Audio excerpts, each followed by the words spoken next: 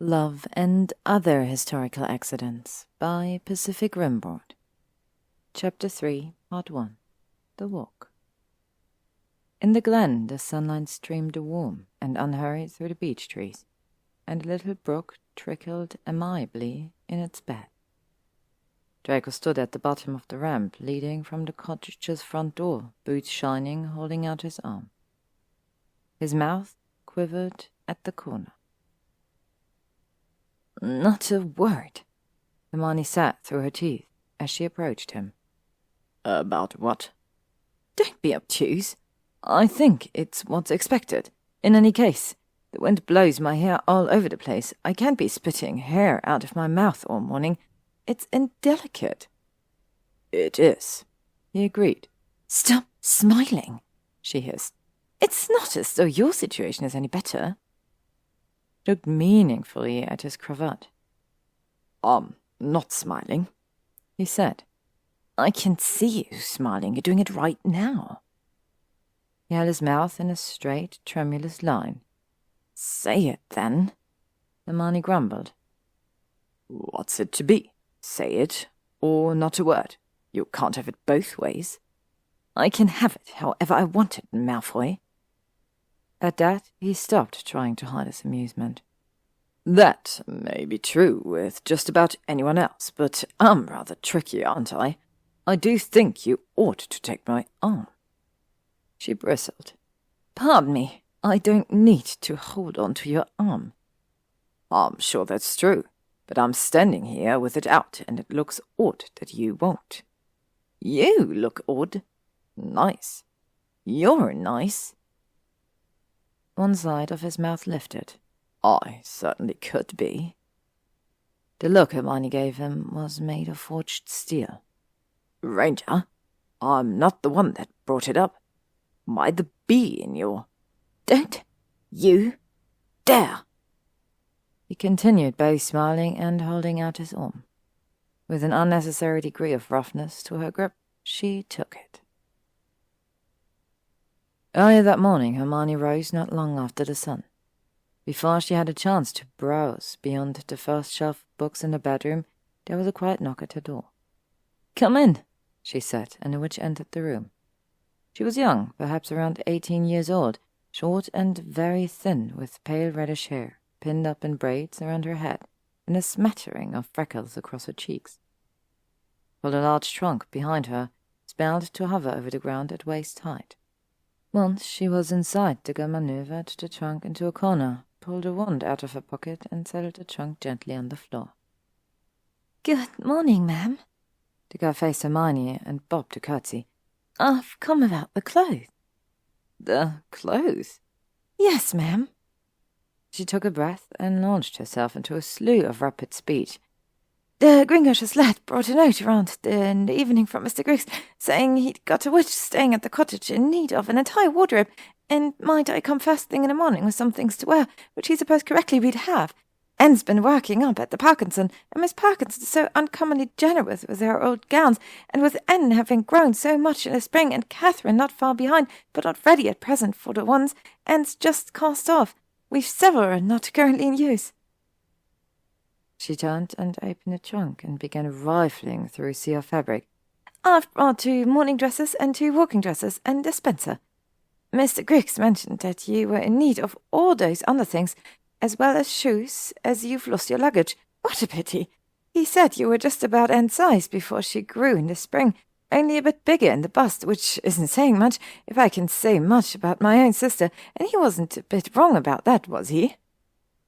She turned and looked Hermione up and down with a smile. "We none of us know what would become of dear old funny Mr. Martin without Mr. Griggs. He knows everything," she concluded. Hermione didn't doubt that he did.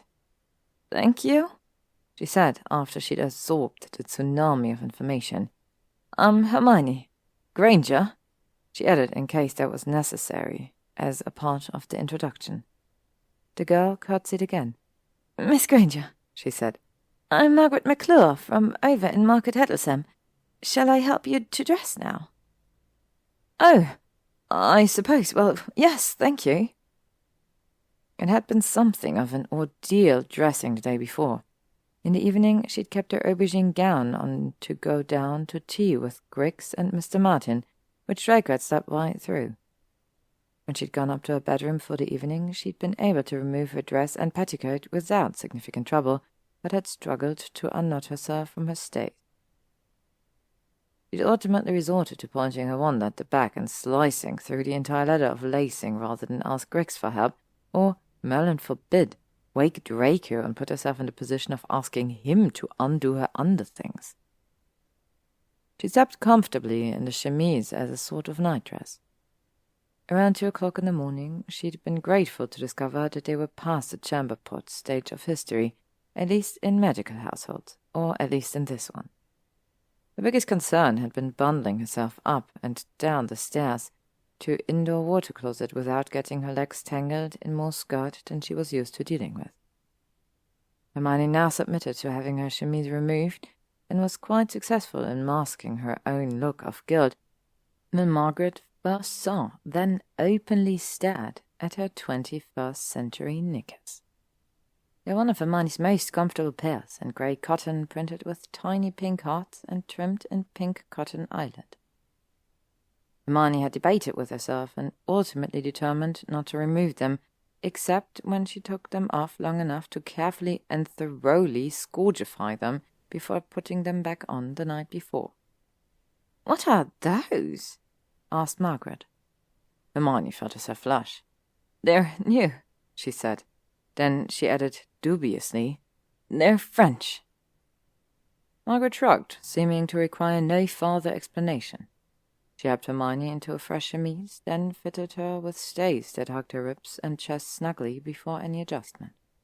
She loosened the bust and brought it into perfect alignment with her figure, using the briefest flicks of her wand, and laced her into it with quick, practiced fingers. Hermione was slightly alarmed to find her breasts rising even more aggressively beyond the bust line of the stays than they had the day before, like 2 over-leavened balls of dough. "Is this normal?" She looked meaningfully between Margaret and her décolletage. Margaret laughed, her eyes pressed shut and her nose wrinkled. "You look lovely, Miss Granger," she insisted. "A well-fitting undergarment will do wonders for your natural gifts." "It's done outright miracles with them," muttered Hermione, pressing gingerly at her soaring flesh in a futile attempt to deflate it. After the stays had been secured, Margaret helped Hermione into a petticoat, this one with a bodice and shoulder straps, then held out a pair of stockings. Like the pair she wore the previous day, they were knitted in fine white silk with delicate lacework at the openings. Hermione slipped them on, then said cautiously, "My stockings yesterday felt a bit loose. Is there something that might secure them a bit?" She was trying desperately to shroud her ignorance, but she had no idea whatsoever what technology women were using to hold up their stocks. "I've brought several sets of ribbons. Would you like my help getting them on?" said Margaret. Hermione gratefully accepted. While Margaret retrieved a set of pale pink satin ribbons from the trunk, Hermione sat down on the edge of her bed and drew her chemise and petticoat skirts to the tops of her thighs. Margaret kneeled on the floor between Hermione's knees and tied one of the ribbons expertly around Hermione's right thigh, then picked up the second ribbon and began to wrap it around Hermione's left. It was at that moment that her bedroom door burst open. "Granger, it's time to." Draco was wearing a similar suit to the one he had on the day before, only today his trousers were black. He wore the same shining black boots, grey waistcoat, a white shirt, and a cravat, and he'd clearly cleaned himself up with some spellwork. He looked fresh and well-rested, which Hermione imagined one must be after a solid 13 or 14 hours of sleep. His hair flopped about as suggestively as ever. His gaze was glued to Hermione's exposed open thighs, and Margaret kneeling between them. There was a prolonged silence before he continued speaking. "It's time to go down," he said, finally. He looked up at Hermione's face. "It's time to eat." He tried again. He cleared his throat and unclenched his fists from the doorknob. "Come downstairs," he said, "for breakfast." Hermione looked at him impassively. For the first time, he seemed to be able to bring his full awareness to the third person in the room. "You must be Granger's thigh maiden," he said to Margaret. He cleared his throat a second time. "Granger's garter girl. Hermione's, that is. She's my sister. Hello." Margaret tipped her head. "This is Miss Margaret McClure," Hermione said. "Miss Margaret?" he said, giving her a nod. "Have you been drinking already?" asked Hermione. "It's not even 7 o'clock." "No, but I think I'll go and see about starting." He offered them both a slight bow, turned about smoothly, and jaunted downstairs. Hermione made her way after him a short while later. Margaret had done Hermione's hair up, wrapped with braids and a blue ribbon. Her curls loosely framed her face and tumbled at her nape in a way that looked significantly more intentional than it had the previous day. She was dressed in a white linen gown with a border of white embroidered flowers, and her simple work flats had been replaced with a pair of short lace-up boots with pointed toes. Margaret had done some rapid spellwork on Hermione's face without asking, and Hermione suspected she was rosier in the cheeks and lips than usual. Draco, sitting at the table in the small dining room, lifted his eyes to watch her enter the room without turning himself from the copy of the Daily Prophet he had spread open in front of him. A bowl of what seemed to be porridge sat before him, beside a tall glass of thick green liquid. Hermione took an empty seat near the table's opposite end and tried to fold herself down in a way that minimized the hail-fellow well-met extroversion of her bosom, while Mr. Martin guided himself to the head of the table in his magical chair. Bowls of porridge appeared in front of Hermione and Mr. Martin, followed by tall glasses of the green goop. Finished tidying in the kitchen, Griggs joined them at the table. Hermione lifted a glass to her nose and sniffed. It smelled sweet and tropical. "Is this a—" "It is, in fact, a smoothie," said Draco, reabsorbed in his morning paper. "Banana, mango, and coconut, I believe, and then Mr. Griggs here has blessed us with some added spinach." "Oh, I had no idea smoothies were popular in there." She stopped herself from saying past and looked over at Griggs, who was looking right back at her over the top of his spectacles. "In the West Country," she finished. "I don't know that they are." Draco picked up his cup, took a deep whiff, and set it back down. "This seems like a Twiggywood cottage speciality. I'm also entirely certain that the porridge has flaxmeal in it." Hermione took a small bite of it and confirmed a distinctive, nutty, oily flavor. It had also been seasoned with what tasted like cinnamon, cloves, and cardamom. A little dish of chopped walnuts was an offer, as well as shredded coconut and a large bowl of blueberries. Hermione poured herself a cup of tea from the pot set in the middle of the table. It was a clear, bright green and smelled grassy and astringent. There was no sugar or milk available. She doctored her oats up with a generous spoonful of everything available and dug in. At the head of the table, Martin closed his eyes in enjoyment with each spoonful of porridge. Draco watched them both eat. "I'm glad the two of you at least are satisfied with the morning repast," he said.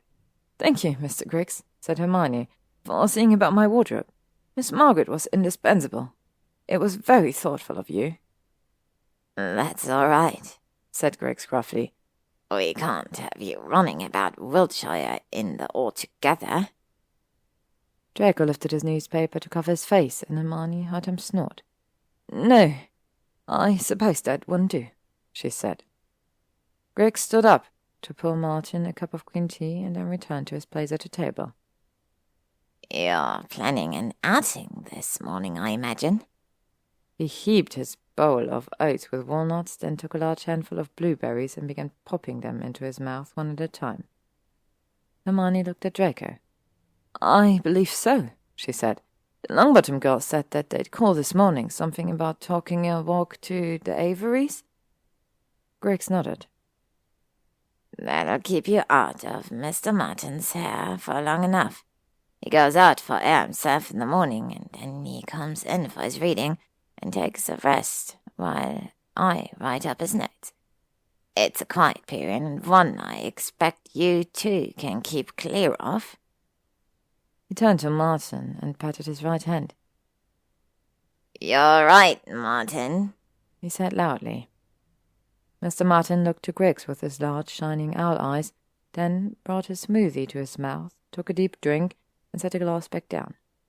He had a thin line of green moustache over his lip.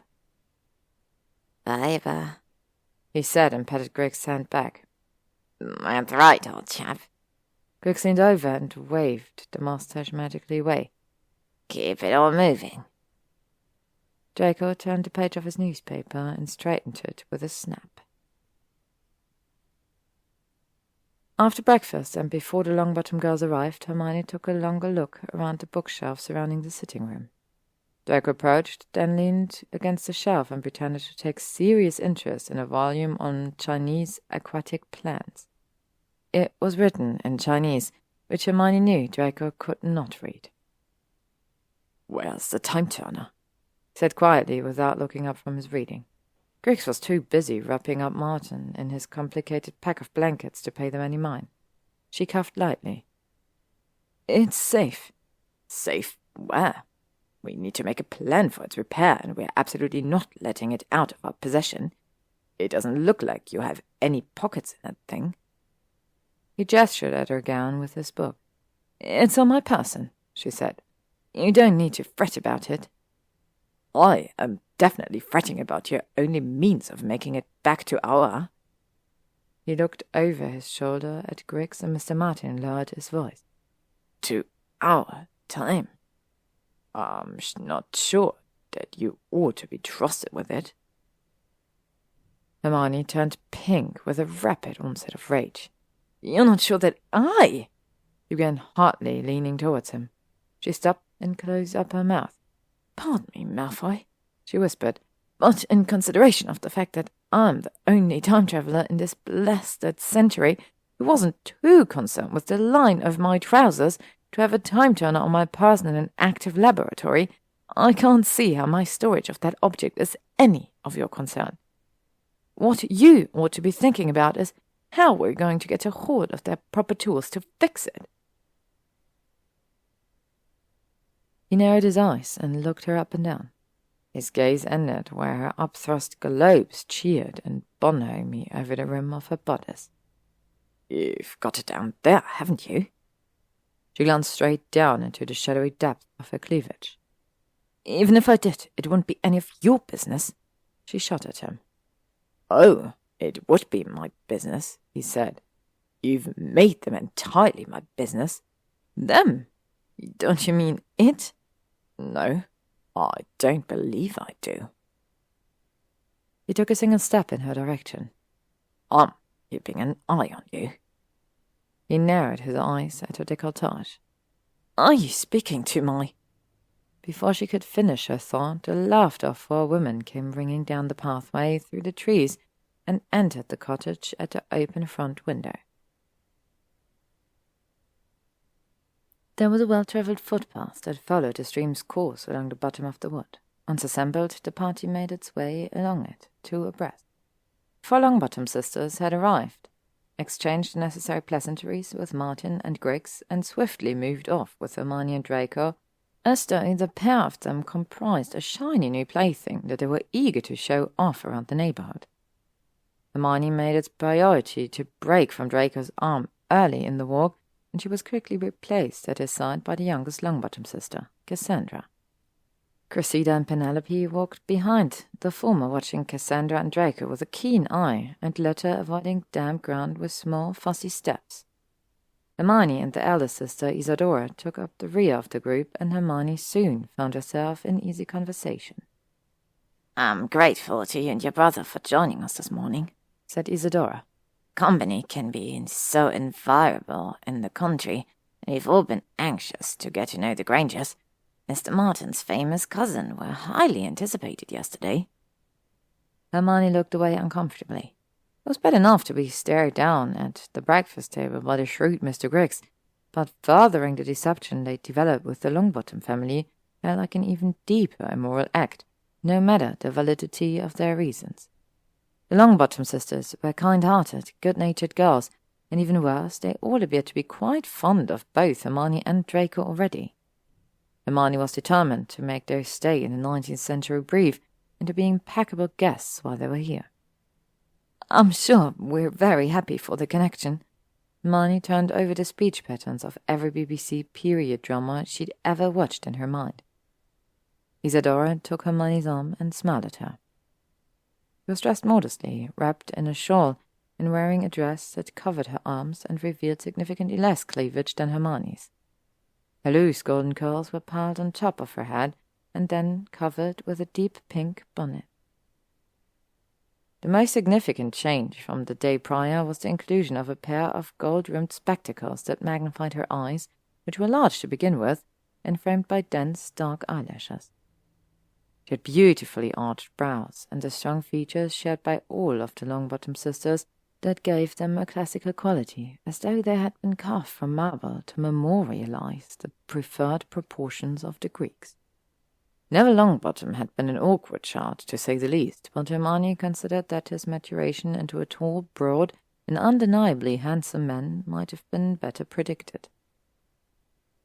"I've been entreated by my father to invite you and Mr. Granger to dine with us at the Hall this evening, along with Mr. Martin and Mr. Griggs, of course," said Isadora. She tilted her head towards Hermione as though she spoke in strict confidence. "I'm afraid that if you decline, you'll have my father at the door of the cottage demanding an explanation." Her expression was open and infused with easy warmth. "Of course, we'd be delighted," said Hermione. "I can't speak for Mr. Martin or Mr. Griggs, however." She thought about Griggs' apparent concern with the nutrient density and fibre content of his and Mr. Martin's diet. "They may be inclined to dine in the cottage tonight." "Of course," said Isadora. "My father has tried to tempt Mr. Griggs to our table for as long as I can remember, and has yet to succeed." "You might try a vegan menu," mumbled Hermione. "Pardon?" "Nothing. Do you often walk to the Averys?" asked Hermione. "Indeed, nearly every day in the summer. Cressida especially." She stopped and looked away, then began again slowly. "We've all known William Avery from infancy. He was our constant companion in these woods when we were children barely able to mount brooms. He and Cressida were together in Ravenclaw House." Hermione looked at Isadora in surprise. Of course they'd been at Hogwarts. "And you, Miss Longbottom, which house were you sorted into?" asked Hermione. The path began to climb and curved to the left. "Hufflepuff," said Isadora. "All of our sisters were in different houses, which irritated father and mother to no end. Cressida was in Ravenclaw, my sister Penelope was in Slytherin, like our mother, and my sister Cassandra is as decided a Gryffindor as I've ever known, besides my father." Hermione watched Cassandra beam up at Draco and noted the bold, unmasked quality of her expression. She even walked with absolute certainty, giving her steps an energetic, athletic spring that contrasted with Draco's own, always elegant movements. Isadora followed Hermione's line of sight. "My sister doesn't intend to flirt," she said, frowning. "She's a good-natured, affectionate girl, not yet 18. She hasn't learned how to guard herself." Hermione watched Draco. He was attentive, easy, and smiling. She realized some time after the war that he'd changed, but it had come on gradually, and she'd been too close to notice it immediately. They'd been working side by side for 2 years before she realized that he was no longer constantly scowling. Rather, he began frequently fighting down a half-smile as though she was an unending source of entertainment to him. It enraged her, which only seemed to make it worse.